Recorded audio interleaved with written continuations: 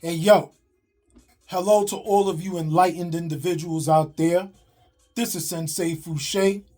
Welcome to the neighborhood. Let's chop it up. Hit my finger on the table a little bit. I didn't mean to do that, you know what I'm saying? But it happened, in all honesty. Anyway, I figured I'd explain a little further why I decided to do Chop It Up alongside of Stay Woke. Chop It Up. It's almost like a street slang, barbershop terminology when it comes to community conversation. You know what I'm saying? An exchange with at least two people or a group when it comes to, social questions or issues.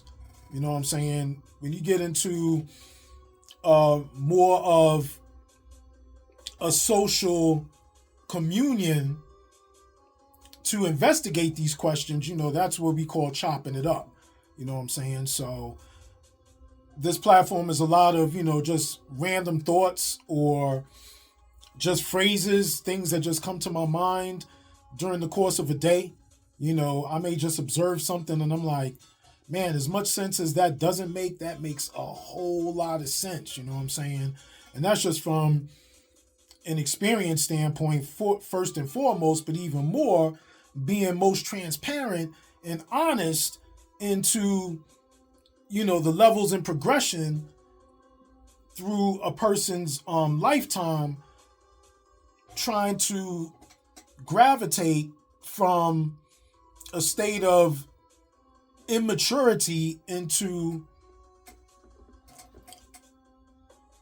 a level and state of maturity to where socially you are able to be more accepting than rejecting when it comes to common interactions and dealing with life. You know what I'm saying? So a lot of people that I hear, that are adults and usually middle-aged or older adults, they're always screaming about these kids. Like, what's wrong with the kids? There's something wrong with these kids. I don't understand these kids these days. And I'm like, hold up, pump those brakes. You know what I'm saying? Because realistically, I'm almost 53 now, but going way back, those scumbags that I used to roll with, and what I know more now than yesterday for sure, and yesterday's, I'm talking metaphorically, not literally, because I'm going back like about, 40 years. I can still remember being a kid and hanging out with these, specific rowdy or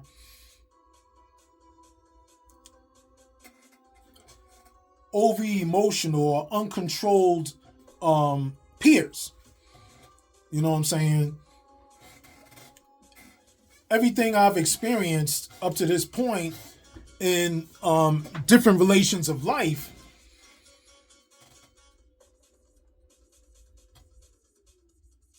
these children, as we were covering in adult children of emotionally immature parents, they grow up in these homes of neglect or abuse, entitlement. You know what I'm saying? And when they grow up in these homes, there is a lack of development. You know what I'm saying? Because their guardian or guide or lead isn't clear themselves. So then they have misguided guides trying to guide these immature, youthful minds. So it really isn't what's wrong with the kids. It's really what's wrong with these adults. You know what I'm saying? Basically, these children are reflections of the work that you have done or the lack of. And that's the reality of it. You know what I'm saying? I put down a couple of notes, of course, to kind of, process us through this conversation. So at the top, and mind me as I grab this sip of water right quick. But at the top, I have first, is the tail wagging the dog or is the dog wagging the tail? Like, who's in charge? The guardian, adult parent, or is the child in charge? You know what I'm saying? And children, as immature and underdeveloped as they are mentally, they need proper guides. So if they don't have proper guides, then there is no education into, comfortable and acceptable social acceptance. So in these homes, are the children more in control or are the parents more in control?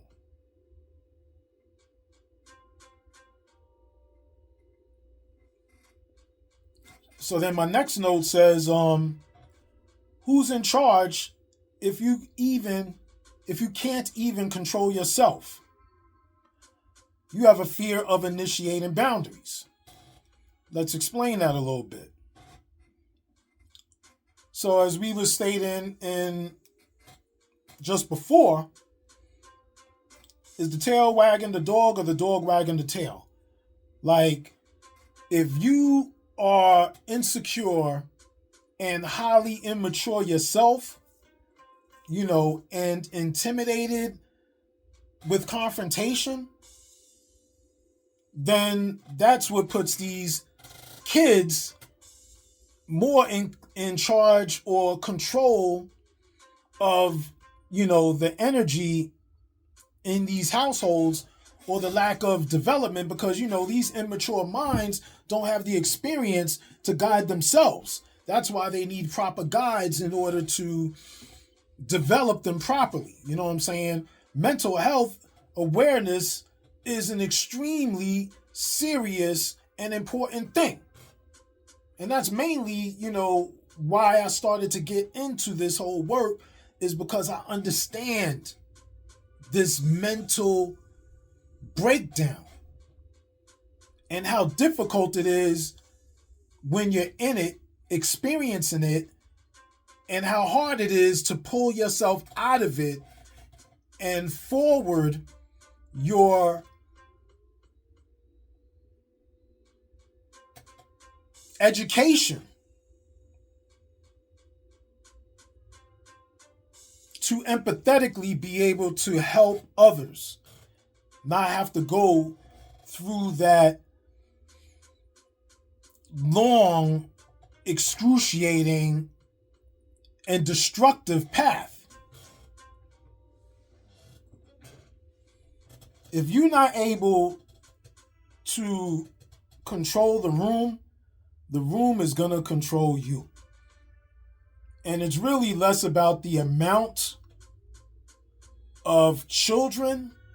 There are strength in numbers, but if you are authentic and you have a high level of patience, discipline, and assertiveness,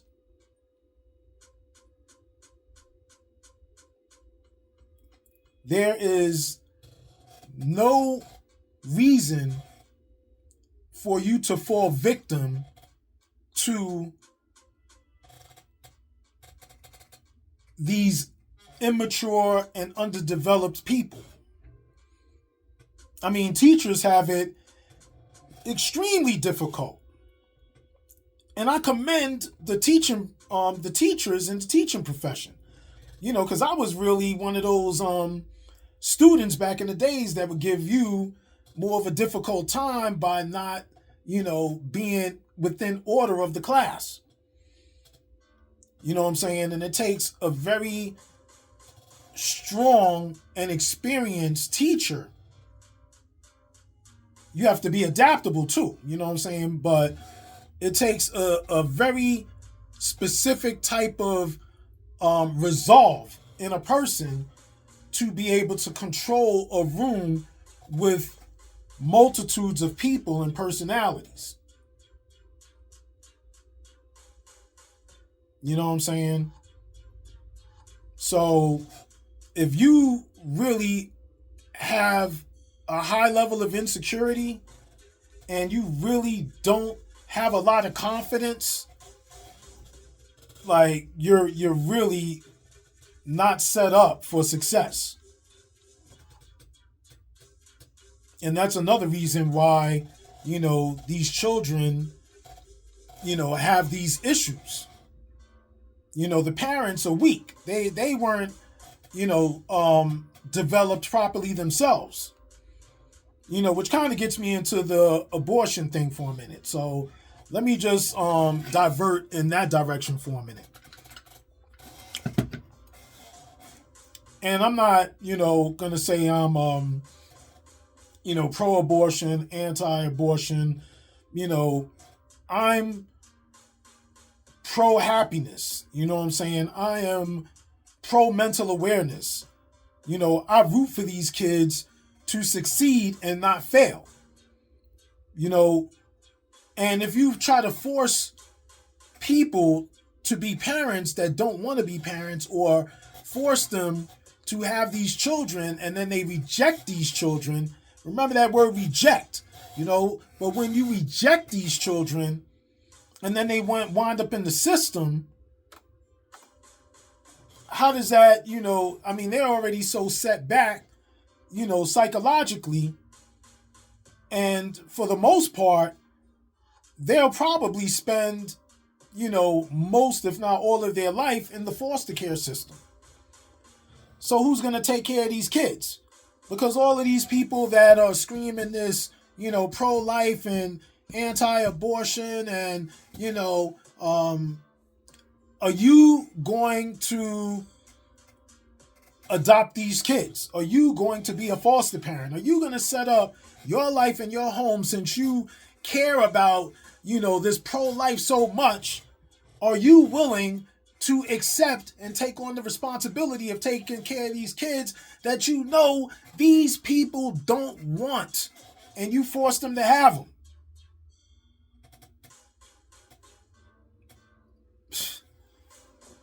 Oh boy. That's something that really gets me charged up. And like I said, I'm not about abortion. I'm not trying to say,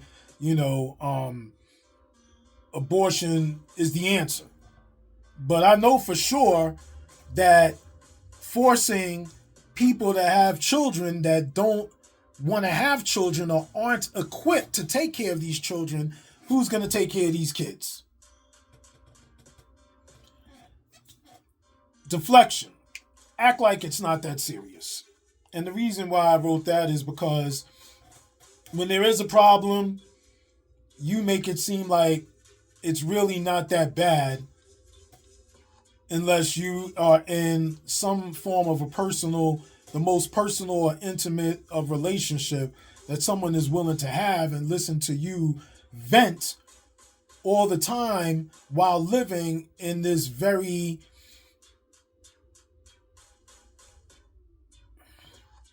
uncomfortable home with all of this immature activity.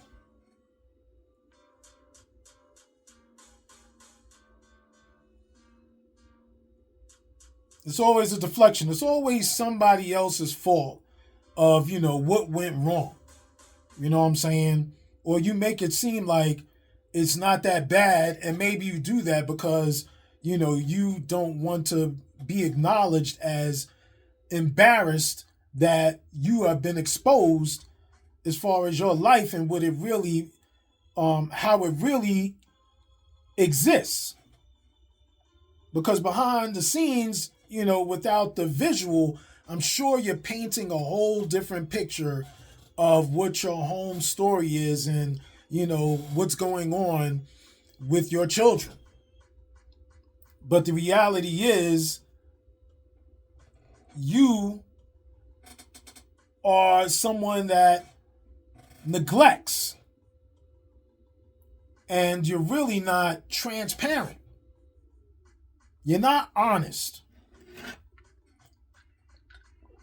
Honesty is a very big thing. You know what I'm saying? And we talk about that a lot. Next note is coming from the whole deflection thing and acting like it's not that serious and always, giving excuses into so many other directions. The transparency is going to state that you are the problem. Be accountable.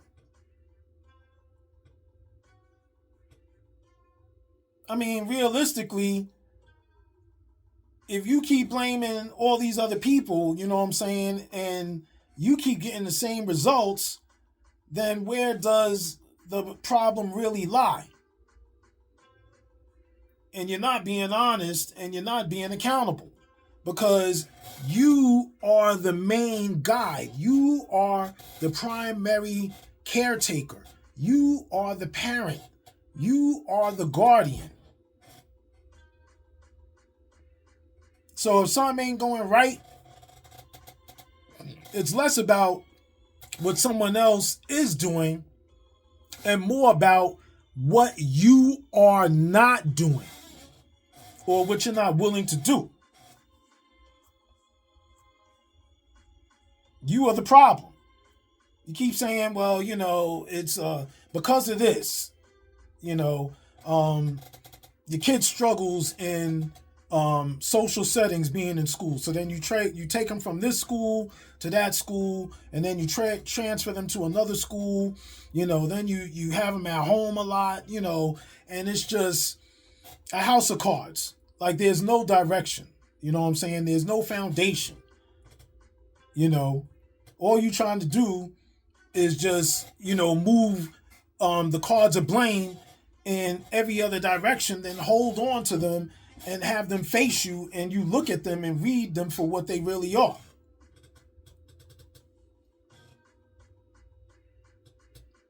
The next note I have is neglect gains no respect.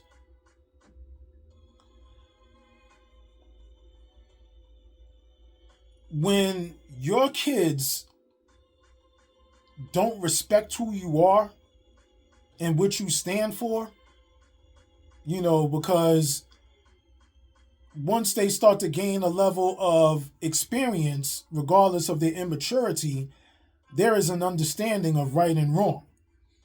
You know what I'm saying? And they are going to understand neglect and how you are in acknowledging them, responding to them, listening to them, whether you do or you don't, how you communicate. I mean, they see and become most transparent in their growth and their experiences, being around others and seeing other family environments, of learning and growing more educationally, and then viewing things that resemble something different than what they're living. And when they understand and respect something, understand how or have a connection to something, and they respect that, because everyone is thirsty and wants, that acknowledgement, that feeling of being wanted. You know what I'm saying? And you will not, in a shorter time to come, if you are highly neglectful, in your relationship with your children, they are not going to respect you. And that's another reason why they run rampant, because they don't take you seriously, because they know that you are not serious, and you know that you are not serious. You don't act serious. And when you're with them, you basically act like their friend. Or matter of fact, think of it like this. I was just thinking about this before. So you know how you got the cool kids, there's all these kind of social cliques when you in school, no different than in life. You at an office, have an office job or a campus, whatever. When you in an area with a large group of people, whether you're studying or working, you break into these cliques. So you got the extremely, popular kids, to call them that. And the most noticed kids, because and I wasn't going to double talk myself, but anyway, when you have someone that is insecure and uncomfortable and they want to be popular, they never were popular, and they hope one day that someone will accept them and be popular. And this is what happens in these homes with these kids, with these immature parents that have a high level of insecurity, and they lack being able to be assertive in creating boundaries. So they think the way to please their children, or to make their kids like them, is to try to be like one of them, be their fan. You know what I'm saying? Like, you're their biggest fan. And that's almost no different than, you an unpopular kid and you trying to prove something to the popular kids like you belong. I mean, really, what do we expect to get out of that? So now you have, a grown adult, and you think that these kids think that that's cool. And, they amused by it because they're able to get away with things and do things that they know they can't do in other specific demographics or circles or environments. You know what I'm saying? But the reality is, you a clown. You may as well put on some floppy shoes, a big old wig, and a big, red nose with some face paint, and walk around and trip and goof off and, be just entertainment or some form of amusement. Someone to be manipulated and mocked. Because that's the reality of how you really look. You think you cool, but you look like a fool instead of being smooth. You know what I'm saying? So then I put rules and boundaries next. If you don't have any rules and boundaries and you're afraid, to create these boundaries, then, you have these kids having this entitled way of how they act. Their whole aura screams entitlement. They grow as you grow. Lack of water means stagnant nutrition. So, as a young parent or young person that's a parent, you should continue to evolve in your life, being a young adult, into becoming a fixed adult. And there should be a level of psychological and emotional growth as you progress. And the more that you grow as your child grows, they will be able to absorb as well as assert the maturity that they are witnessing as you are being. In psychology, they use the term mirroring. Like, when your children are going to mirror what's around them most, and they're going to react from, the what's around them most, whether it's an attribute or a detriment. And in this aspect, we're talking about the detriment because we're talking about these uncontrolled and failing kids. The attribute is, when you have a certain morality and a foundation, a spiritual foundation that you continue to practice as well as preach.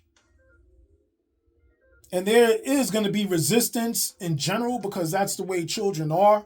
They're always going to try to test you. They're always going to try to test your strength to see if you are weak. And that's if you're questionable. Because if you are always strong, then they just know for you to be strong and they will follow lead, trusting as well that you are going to learn them to individualize their maturity within their own development. Because you ain't trying to, boss them forever or have them be, forever dependents as adults. You know what I'm saying? Which will be immature adults that have the mind state of children because you didn't do your job. And you allowed them to feel enabled and you entitled them.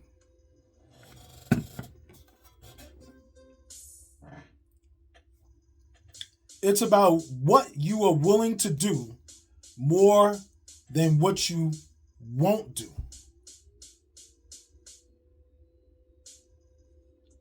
And this is something that really gets me charged up as well, and I'm going to be straight up. Like my dad, I stopped communicating with this guy a year ago for sure.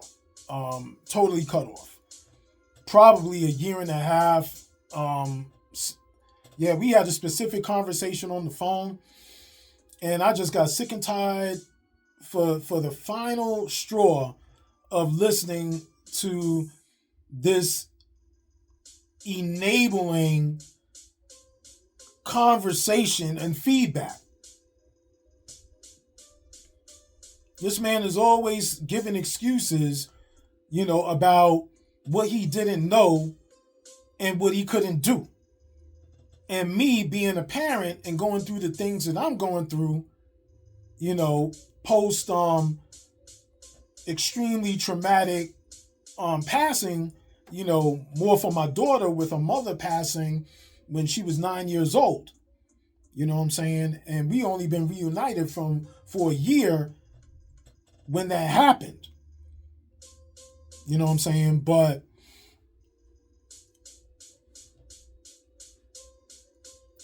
my dad keep telling me like, yeah, I didn't know, I didn't know what to do. I don't know. And I'm like, hey, buddy, you chose not to know. Because then when it came to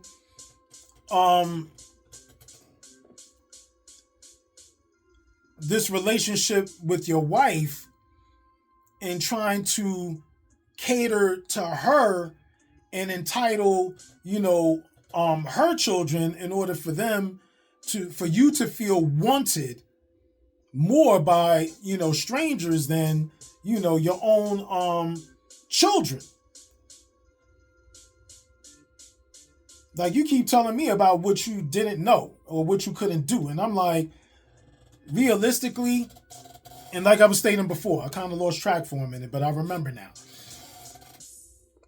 When I was faced with specific challenges, and especially more now than yesterday's, because we have the computers and everything, like everything's right in front of you. So this is the age of information.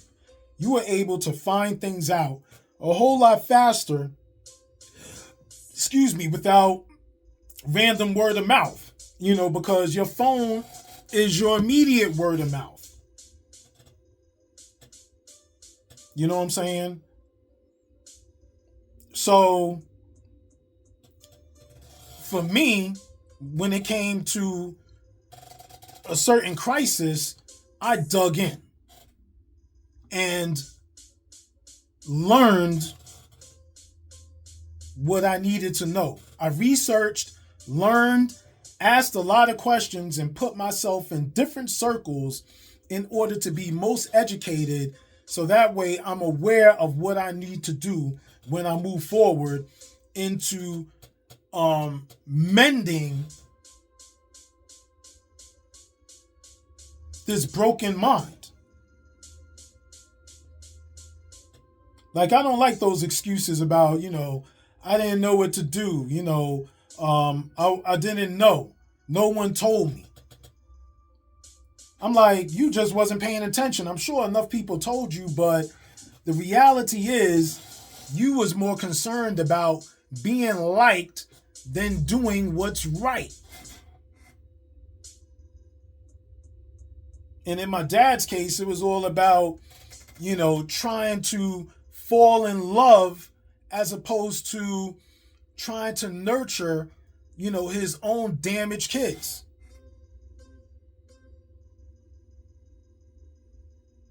And I've been moved on from that. Like, I'm not really holding, an extreme amount of resentment at all. Like, it is what it is. And I made some choices because I'm not trying to deal with, people that's full of excuses and talking about what they don't know. Like, I'm trying to deal with people that are evolutionary in their illuminated thinking and focused on what they can do as opposed to telling me what you can't do. And that's what's wrong with all of these kids, is because you have parents that choose to fail these children, neglect them and abuse them in so many different ways that it is hard for them to become acceptable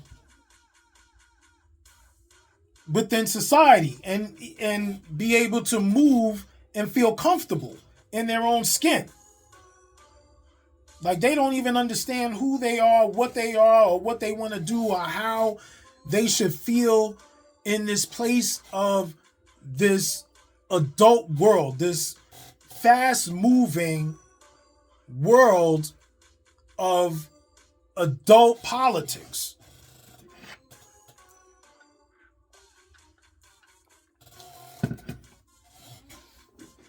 And that's just my thought, you know what I'm saying? I'd be sick of listening to all these folks talking about what's wrong with these kids, blaming it on the kids like, the kids are the real problem. The kids are part of the problem, but the core of the problem is not the kids, it's the guides of these kids, because they lack the proper guidance, and that's why they are what they are, is because who they are being taught by and also raised by. The problem is not the kids. The problem is primarily the parents.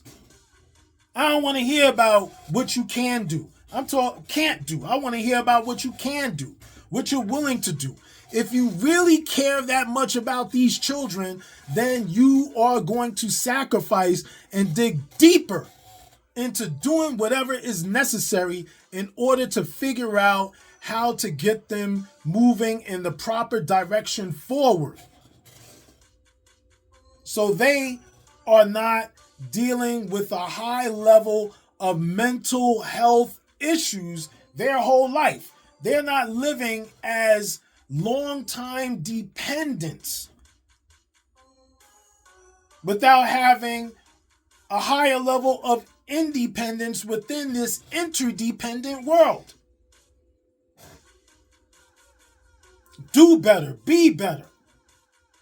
You are the problem. If you want to fix your child, you need to fix who you are, the way you think, how you move, and you need to be transparent and honest in the fact that you are the main problem. It's not someone else. It's not the school. It's not the teachers.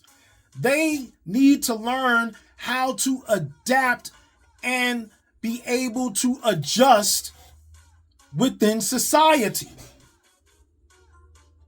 That is maturity. And if they are not able to adapt and adjust, they will die emotionally, spiritually, psychologically, and eventually physically. This is your neighborhood sensei, Fouché. Welcome to the neighborhood.